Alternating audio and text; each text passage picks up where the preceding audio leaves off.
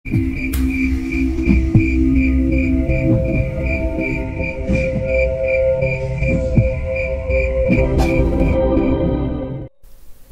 Bapak begitu haru.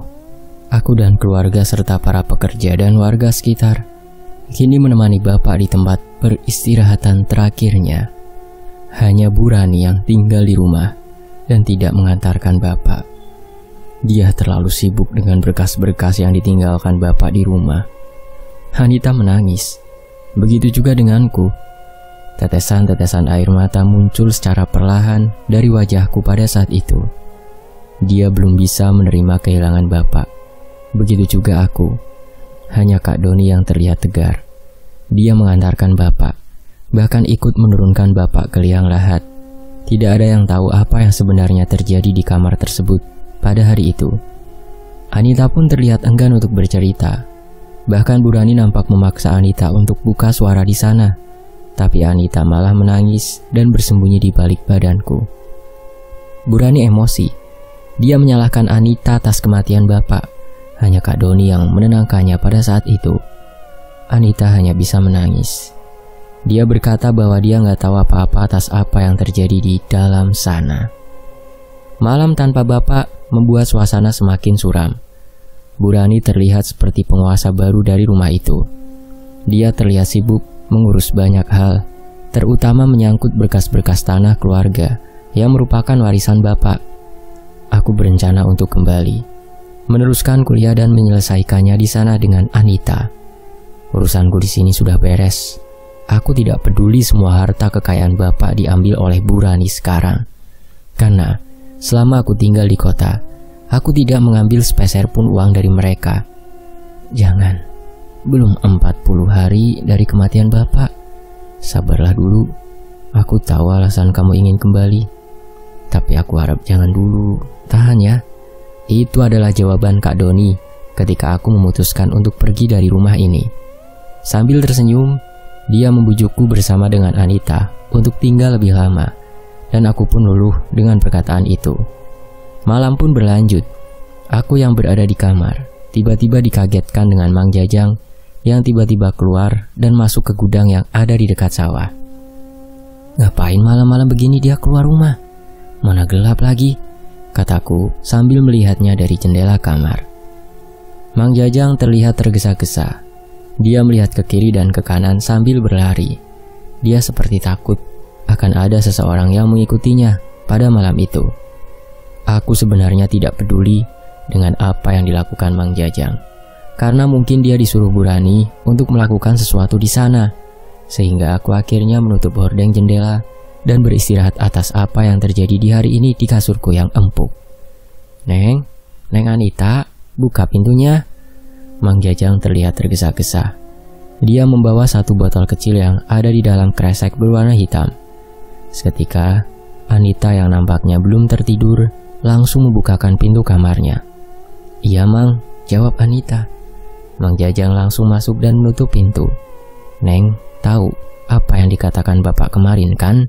Kata Mang Jajang sambil menyodorkan botol kecil itu.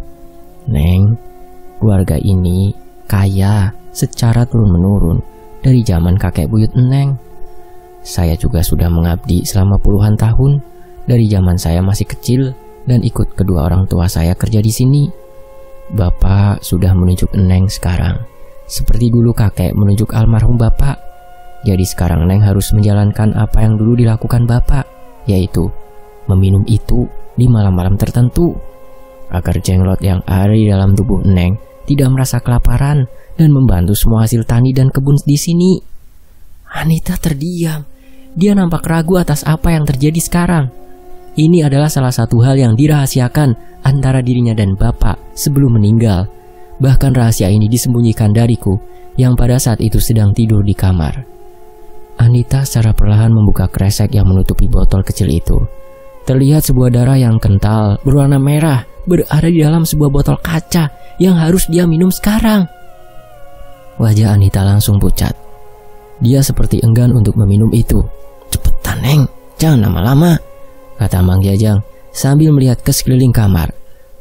Aku nggak bisa Mang, aku nggak bisa, jawab Anita yang ragu dengan wajahnya yang tampaknya ingin menangis. seorang anak kecil berumur 10 tahun yang mau tidak mau harus meminum darah manusia.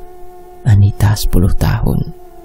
Tentu saja membuat mental dirinya sangat terguncang, apalagi itu adalah darah manusia yang Mang Jajang ambil entah dari mana.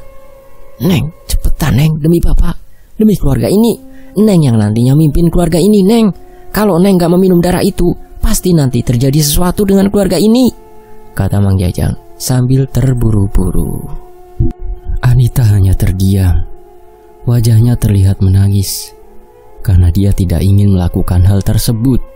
Dia mencoba membuka mulutnya dan meminum darah itu secara perlahan. Namun Anita langsung muntah karena baunya yang sangat menyengat rasa tidak familiar dengan bau-bau yang sering dia cium seumur hidupnya. Dia hanya menggelengkan kepala. Dia hanya memandangi darah itu dan tidak ingin meminumnya, hingga Mang Jajang yang kesal atas apa yang dilakukan Anita langsung mendekat dan mencoba untuk memaksanya. Namun ketika dia melangkahkan kaki beberapa langkah, tiba-tiba, Mang Jajang, duh, kemana sih tuh orang? Bu Rani tiba-tiba memanggilnya. Seketika Mang Jajang langsung panik. Dia langsung membuka pintu kamar dan menjawab teriakan Bu Rani.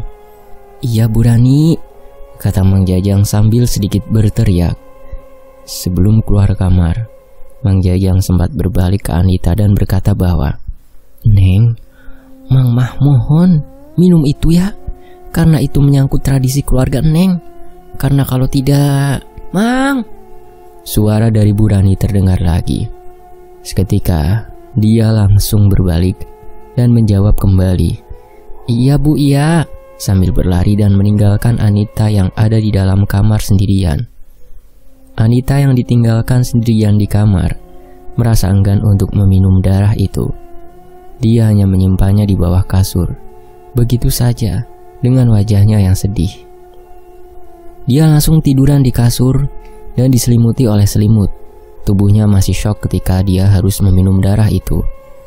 Namun ketika tubuhnya tertutup oleh selimut, tiba-tiba dari arah kaca terlihat beberapa bayangan hitam muncul dengan matanya yang merah menyala dan menatap Anita yang tertidur di sana. Mereka muncul secara perlahan dan tak lama mereka menghilang diterpa oleh angin malam. Pagi harinya, aku tiba-tiba terbangun karena dikejutkan oleh para pekerja yang datang ke rumah.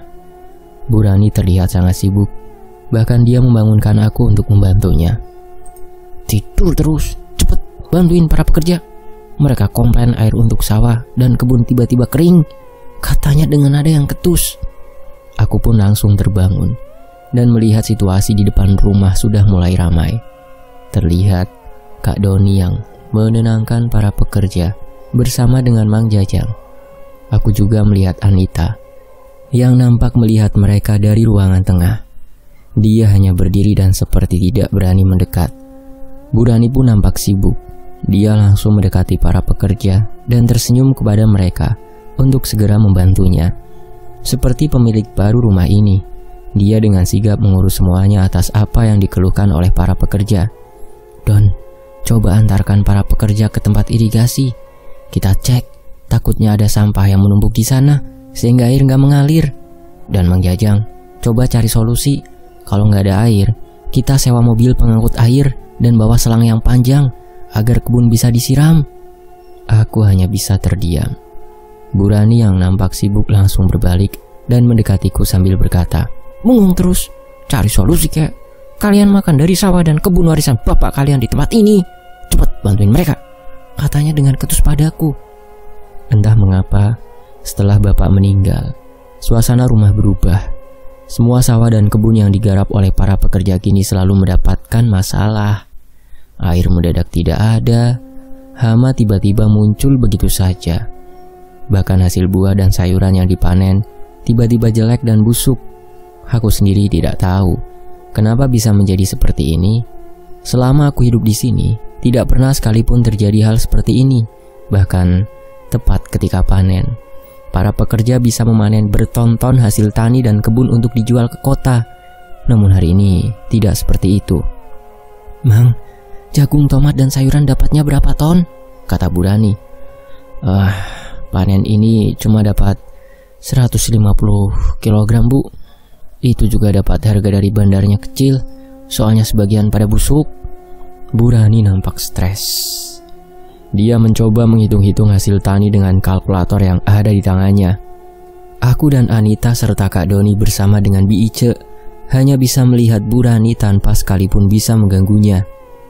Gara-gara kalian datang, gara-gara si kecil itu yang masuk ke kamar bapak sehingga dia meninggal, sekarang hasil tani kita jadi seperti ini.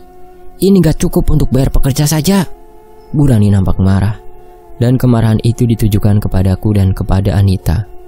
Tentu saja Anita langsung menangis karena Bu Rani melotot ke arahnya sambil memegang kertas-kertas laporan dari para pekerja. Kenapa kamu menyalahkan kita yang gak tahu apa-apa ini? Aku langsung emosi ketika Anita menangis dan bersembunyi di balik badanku. Aku marah, benar-benar marah. Dia seperti penguasa baru di tempat ini yang menyalahkan orang lain atas hasil yang dia terima selepas bapak tiada. Memang benar, gara-gara kalian berdua datang, semuanya jadi seperti ini. Bu Rani semakin marah. Anita yang takut langsung berlari meninggalkan kita semua. Aku seketika berbalik dan mengejar Anita dengan perasaan marah. Sedangkan Kak Doni, Bu, sudah Bu, sabar. Jangan marah-marah kepada mereka. Dia langsung berdiri dan menenangkan ibunya. Dibarengi dengan Bi Ice yang langsung berlari ke arah dapur dan membuatkannya teh manis hangat agar dia tenang. Aku berusaha menenangkan Anita. Dia menangis terseduh-seduh di dalam kamarnya. Sabar, sampai kematian bapak yang ke-40 hari. Setelah itu kita kembali ke kota, ikut dengan kakak. Kataku yang mencoba menenangkan Anita di sana. Anita hanya mengangguk. Aku melihat dia seperti ingin menjelaskan sesuatu. Namun ketika dia membuka mulutnya, seperti ada yang menahan suaranya, sehingga aku tidak bisa mendengar apa yang dia bicarakan. Sudah, aku tahu kamu sedih. Sekarang tidur saja ya. Besok kita jalan-jalan aja di sawah, seperti yang kakak lakukan waktu kecil dulu bersama almarhum ibu, kataku sambil tersenyum. Anita mengangguk. Aku akhirnya menidurkannya dan mengusap kepalanya hingga matanya terpejam.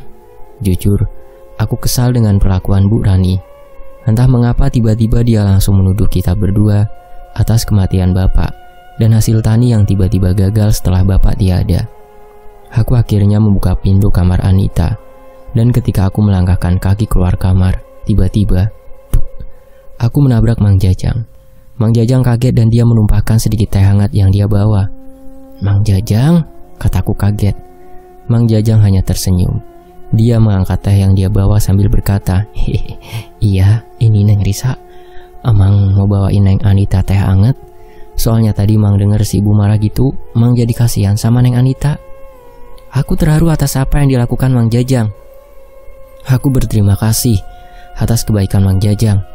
Aku hanya menyuruhnya untuk menyimpannya di dalam kamar apabila Anita sudah terlelap tidur.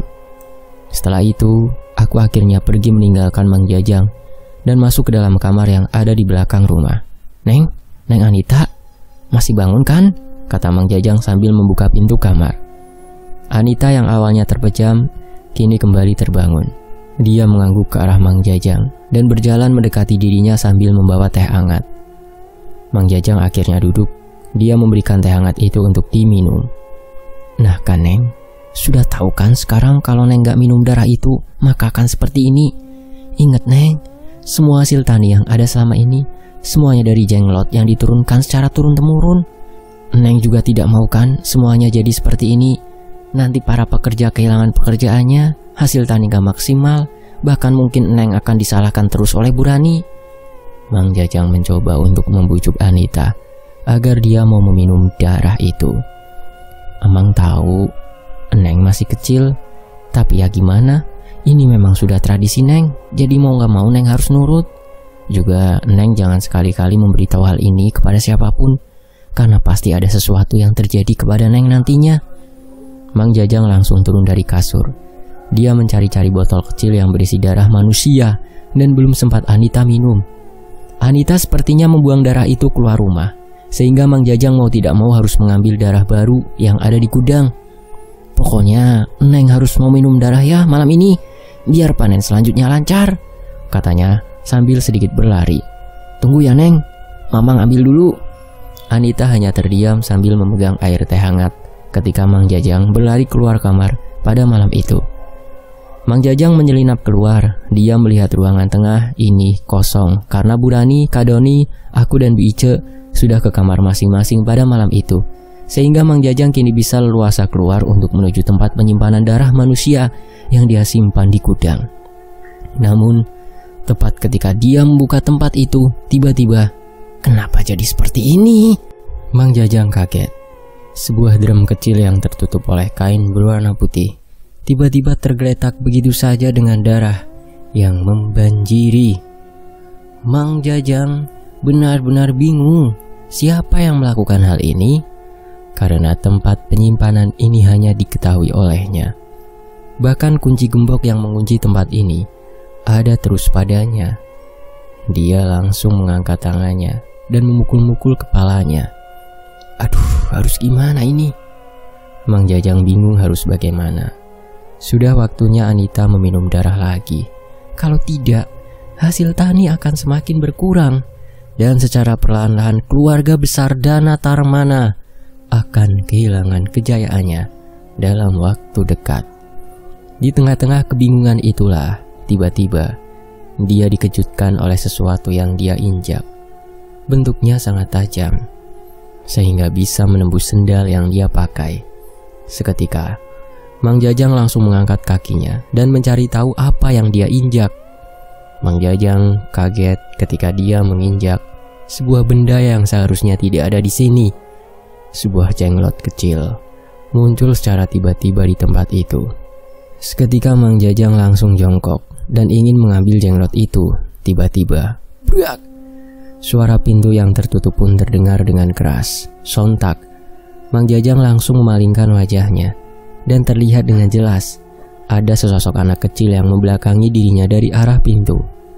Anak kecil berambut panjang yang berdiri menghadap pintu yang tertutup.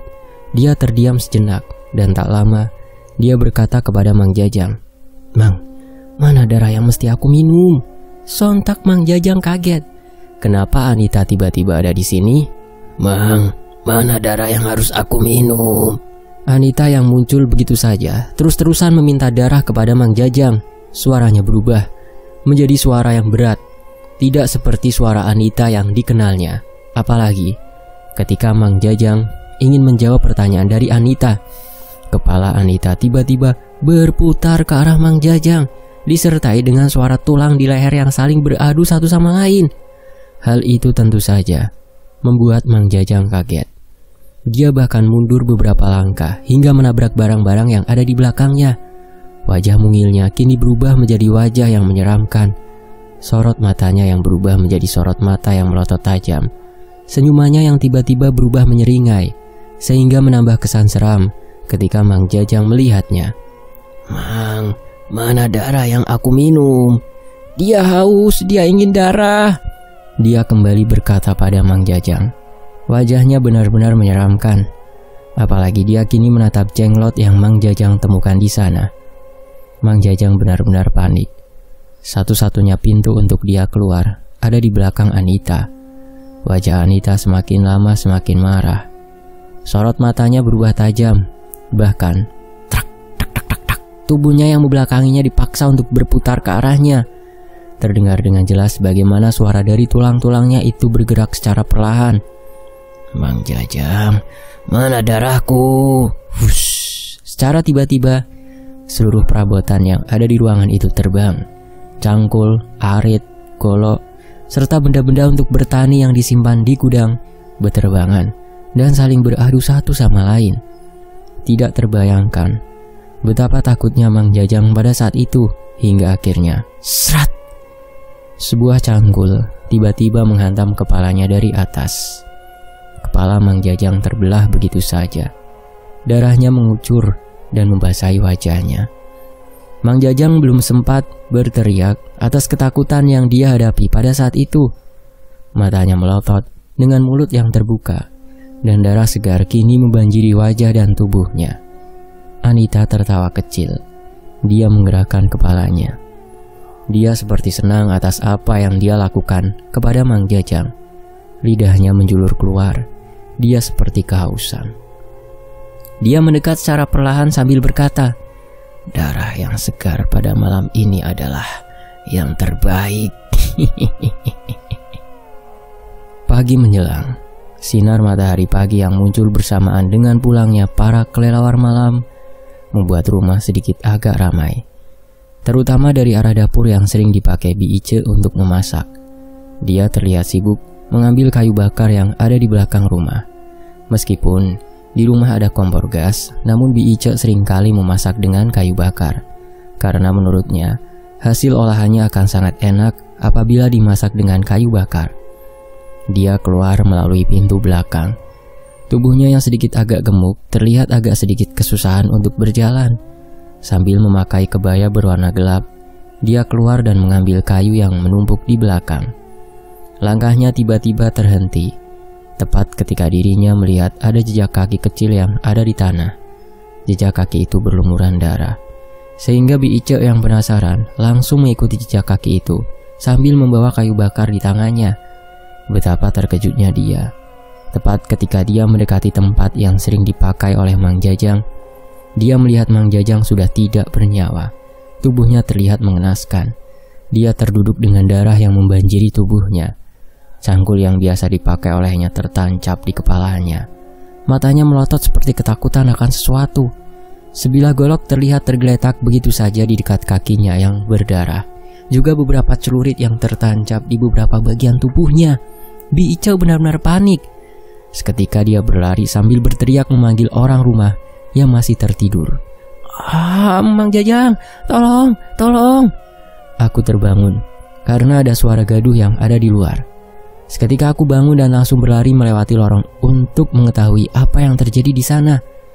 Di sana aku melihat Kak Doni yang sedang berjongkok di dekat mayat Mang Jajang.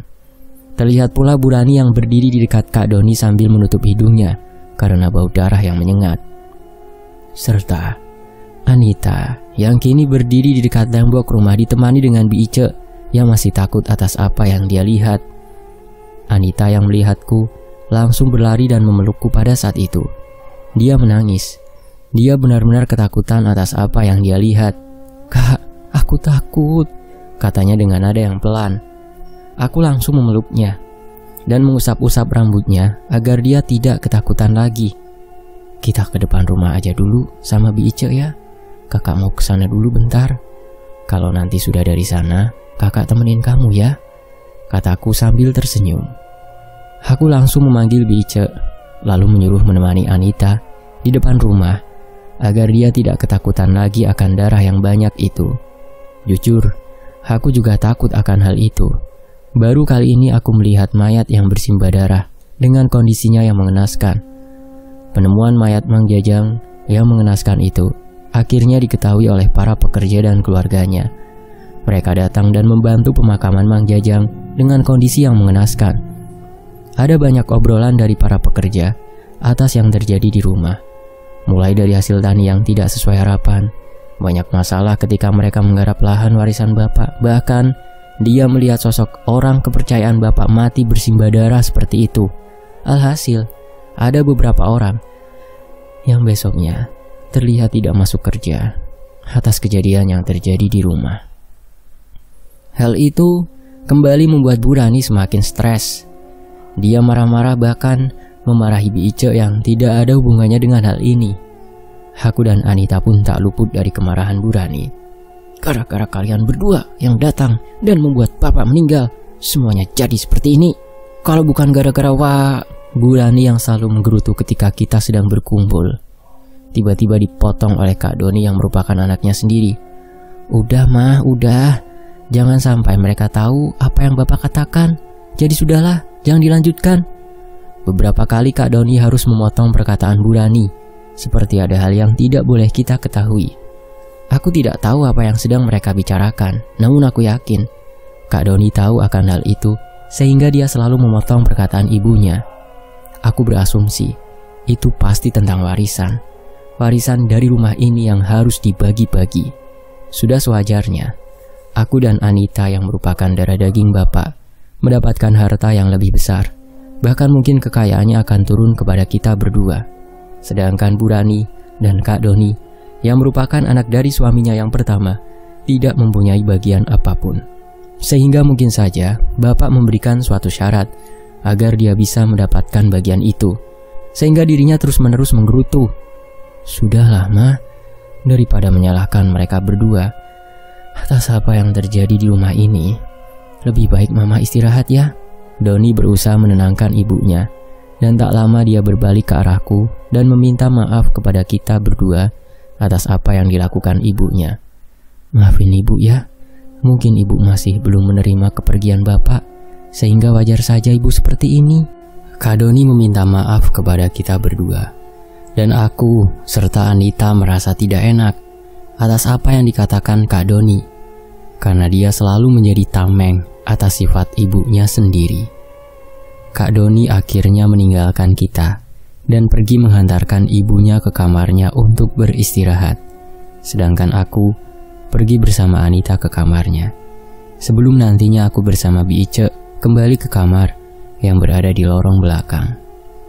Kak, aku takut disalahin terus sama Ibu Rani. Padahal aku gak salah apa-apa, Kak. Anita terlihat sedih. Wajahnya yang polos terlihat murung ketika aku mengantarkannya ke arah kamar. Aku langsung jongkok dan menatapnya sambil tersenyum. Aku berusaha menenangkannya agar dia tidak takut atas apa yang terjadi di dalam rumah. Tidak apa-apa, yang pasti kita tahan dulu saja sampai 40 hari kematian bapak ya. Setelah itu kita pergi lagi dan tinggal di kota lagi ya. Kakak gak peduli mereka mendapatkan rumah besar ini dan sawah, serta ladang yang diambil alih oleh mereka nantinya. Toh selama kita di kota, kakak dan kamu sendiri bisa hidup tenang kan? Jadi sabar aja ya. Kita menghargai kematian bapak hingga hari ke-40 ya. Anita hanya mengangguk. Meskipun aku masih bisa melihat wajahnya yang murung, namun setidaknya aku bisa melihat dirinya yang sedikit agak tenang. Aku langsung berdiri kembali dan mengusap-usap wajahnya. Meskipun tepat aku mengusapnya, aku secara tidak sengaja melihat leher belakang Anita yang menghitam. Seperti ada sesuatu yang terjadi sehingga membuat lehernya menghitam seperti itu. Ketika aku akan menanyakan tentang hal tersebut kepada Anita, tiba-tiba, "Sudah Kak, Anita bukan anak kecil lagi," katanya sambil mengangkat tangannya dan menurunkan tanganku secara perlahan. Aku akhirnya mengikuti apa yang dia katakan. Ketika aku mengantarkannya ke kamarnya pun, aku seolah-olah tidak diperbolehkan masuk ke dalam kamarnya. Aku hanya mengiyakan apa yang dia inginkan, sehingga aku hanya mengucapkan selamat malam dan menutup pintu kamarnya. Bu Rani masih terlihat menggerutu ketika berada di dalam kamar. Plak! Tiba-tiba dia menurunkan foto pernikahan dirinya dengan bapak sambil menggerutu. Aku tahu aku mau menikah denganmu karena aku akan mendapatkan semuanya ketika kamu mati. Namun aku sangat kecewa ketika kamu bilang bahwa Risa dan Anita berhak mendapatkan semuanya ini. Padahal aku yang selama ini membantumu mengurus semua keperluan yang ada di sawah dan kebun yang kamu kelola. Bahkan semua pembukuan, semua keuangan, aku yang urus. Aku hanya akan diberikan secuil dari hartamu, dan itu pula bisa dilakukan apabila aku tinggal di sini dan menerima mereka berdua. Dan aku tidak menerima ketika kamu berkata bahwa tidak ada sepeser pun buat Doni. Aku benar-benar tidak menerima itu. Meskipun itu adalah anak tirimu, namun itu tetaplah anakmu. Kamu tidak lihat bagaimana sayangnya Doni kepada kedua anak kandungmu. Namun kamu tidak memberinya bagian dari kekayaanmu. Bu Rani langsung duduk di atas kasur. Dia terus-terusan menggerutu sambil melihat jendela kamarnya yang terbuka pada malam itu. Pemandangan kamar dari lantai 2 terlihat sedikit terang, karena langit malam pada saat itu sedang disinari oleh bulan purnama. Wajahnya nampak merah. Dia seperti tidak rela atas apa yang dibicarakan oleh bapak di saat-saat terakhirnya. Dia sudah senang ketika aku dan Anita pergi dari sini, mengelola semuanya bersama anaknya. Dan di saat-saat terakhir, aku dan Anita harus kembali lagi ke rumah ini. Pandangannya kini tertuju kepada persawahan yang luas dari jendelanya. Juga beberapa dahan pohon di dekat jendela yang dulu sempat dinaiki oleh Kak Doni dan Mang Jajang ketika Anita berteriak di kamar ini semasa bapak masih hidup. Namun ada sebuah pemandangan yang berbeda. Dari kejauhan, nampak ada sesuatu yang menyala, seperti sebuah mata kecil yang menatapnya dari dahan pohon itu. Rambutnya panjang dengan gigi taring dan kukunya yang panjang. Dia hanya duduk dan menyender di sana dengan mata merahnya.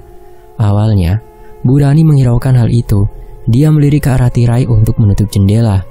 Namun ketika dia melihatnya lagi, tiba-tiba nampak seseorang yang sedang duduk di sana dan menatapnya dengan tatapan yang tajam.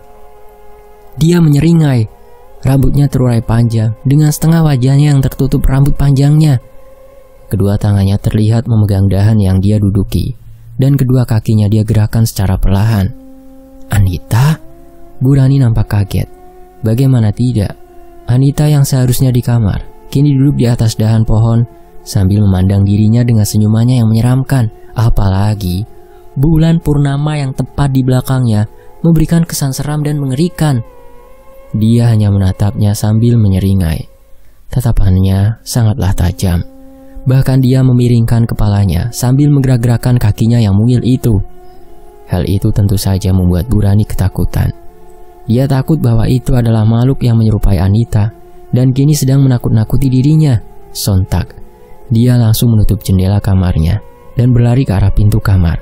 Meskipun tepat beberapa langkah dia berlari, tiba-tiba langkahnya kembali berhenti karena dia melihat sebuah benda kecil yang tadi dia lihat di dahan pohon di luar sana. Dia yakin bahwa itu adalah benda yang sama karena cahayanya sama dengan apa yang dia lihat. Sebuah jenglot terlihat duduk di gagang pintu kamar. Matanya melotot tajam ke arahnya. Tentu saja, hal itu membuat dirinya semakin ketakutan. Sebenarnya apa yang terjadi di rumah ini? Kenapa semuanya jadi menyeramkan ketika bapak meninggal? Tak lama kemudian, Bu Rani. Seseorang nampak memanggilnya dari arah belakang. Bu Rani yang ketakutan hanya bisa membalikkan tubuhnya dengan wajahnya yang pucat. Terlihat Anita kini muncul dan duduk di atas kasur. Dia tertawa kecil melihat Bu Rani yang sedang ketakutan. Kenapa wajahmu menjadi menyeramkan seperti itu? Bu Rani langsung menunjuk Anita dengan nada yang ketakutan. Apa yang sebenarnya terjadi kepadamu? Tubuh Bu Rani bergetar. Dia kini takut terhadap sosok anak kecil yang sering dia marahi di beberapa hari ini. Kenapa ibu takut? Kan Bu Rani juga ibu saya, kata Anita dengan mulutnya yang menyeringai. Enggak, aku bukan ibumu. Ibumu sudah mati. Ibumu, bapakmu, bahkan Mang Ja. Ibu langsung terdiam ketika dia menyebutkan Mang Jajang. Otaknya berpikir dengan keras. Seketika Bu Rani ingat bahwa kematian bapak dan Mang Jajang terjadi ketika Anita datang. Namun belum sempat dia berkata kembali, tiba-tiba Anita muncul dari atas dengan wajahnya yang terbalik. Rambut panjangnya terurai ke tanah. Bu Rani kini bisa melihat wajah Anita dengan jelas. Wajahnya terlihat pucat seperti mayat. Matanya terlihat putih dengan pupil matanya yang terlihat kecil. Bah, dia tertawa layaknya anak kecil. Namun wajahnya yang menyeramkan membuat Bu Rani langsung mundur dan terjatuh. Seketika, Bu Rani yang kaget langsung mendorong Anita sehingga tubuhnya terbanting ke arah kasur. Tangannya yang kecil itu patah seketika ketika Bu Rani mendorongnya dengan keras. Begitu pula dengan Bu Rani. Tubuhnya ambruk karena dia tidak percaya atas apa yang dia lihat. Nafasnya berat, detak jantungnya berdetak dengan kencang. Dia benar-benar ketakutan atas apa yang terjadi. Tak lama kemudian, Anita kembali berdiri. Salah satu tangannya patah, sehingga dia hanya bisa menggerakkan salah satu tangannya. Namun, trak, tak, tak, dia menggerakkan tangannya yang patah itu, sehingga kembali ke semula. Terdengar dengan jelas suara-suara dari tulang yang saling beradu, sehingga dia bisa menggerakkan tangannya kembali dengan normal. Bu Rani tambah kaget. Dia tidak menyangka Anita bisa menjadi semenyeramkan ini. Kenapa Bu? Kaget ya? Hihihi. Anak kecil berumur 10 tahun itu tertawa kecil. Bahkan, tiba-tiba dia mengangkat kedua tangannya dan mematahkan kepalanya sehingga berbalik ke belakang. Jangankan tangan, kepala yang diputar seperti ini. Aku masih hidup kok. Hihihi. Bu Rani benar-benar ketakutan. Tubuhnya mendadak membeku. Dia seperti tidak bisa melakukan apa-apa lagi. Sedangkan Anita, dia kemudian melakukan hal yang membuatnya semakin menyeramkan. Tubuhnya langsung terbalik. Dia merangkak dengan wajahnya yang menyeramkan. Dia kini merangkak dan diam di atas tubuh Burani. Burani benar-benar ketakutan dibuatnya. Dia pasrah karena tidak bisa berbuat apa-apa. Anita, aku mohon maaf. Aku akan memberikan semua hartanya padamu. Kamu sepertinya marah karena kamu tahu bahwa aku ingin mengambil sebagian harta dari Bapak. Aku minta maaf, Anita, aku minta maaf. Namun, Anita hanya menggerakkan kepalanya ke kiri dan ke kanan. Dia tersenyum kepada Burani yang ada di bawahnya. Bu, aku tidak butuh semua ini, Bu. Tapi aku hanya menjalankan sebuah tradisi yang sengaja diturunkan oleh Bapak kepadaku, Bu. Karena aku tidak butuh harta, Bu. Tapi yang aku butuhkan adalah manusia, Bu. Anita langsung mengangkat kedua tangannya yang sedang merangkak. Lalu, secara tiba-tiba, dia mencabik-cabik tubuh Burani dengan sangat hebat, seperti cakaran hewan buas yang merobek-robek tubuh Burani sehingga mengeluarkan darah segar. Tidak, Burani berteriak dan meminta tolong. Namun pintu seperti terkunci begitu saja dan teriakannya semakin tersiksa. Anita semakin tersenyum lebar. Tak lama kemudian, dia berdiri kembali dan mengambil cenglot yang ada di gagang pintu kamarnya dan melemparkannya ke arah tubuh Burani yang tidak bernyawa pada malam itu sambil berkata, darah segar, bersambung. Nantikan bagian berikutnya hanya di Fakta Sejarah. Demikianlah dari MC Dik Tanya Demi Cenglot dibacakan di Fakta Sejarah. Semoga bisa menghibur teman-teman di sini dan bisa mengambil hikmah dari kisah ini. Saya pamit, terima kasih teman-teman. Wassalamualaikum warahmatullahi wabarakatuh. Alhamdulillah.